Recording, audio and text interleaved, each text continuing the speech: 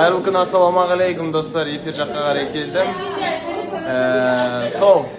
Бүгін қар жауып кетті енді, қиын. Не істейміз? Мына жақта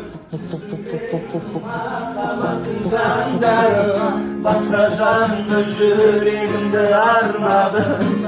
Өкінішпен сыйладың аяулым, сезімімді сен бағалай алмадың. Ал бұл өзім.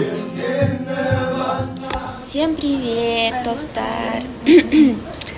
Біз сол макияж жасап алдық. Енді уақытты күтіп отырмыз.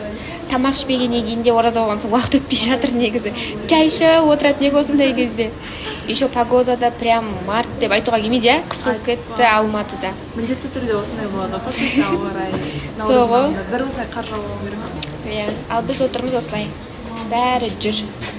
Қарындары ашып, соға. Сіздердің оразаларыңыз қалай өтіп жатыр? Ораза ұстасаңыздар, қабыл болсын. Қабыл болсын, иә.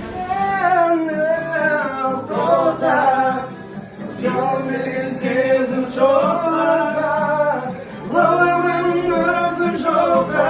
Сенде кеуде досым оққа, сенде сезім жоққа.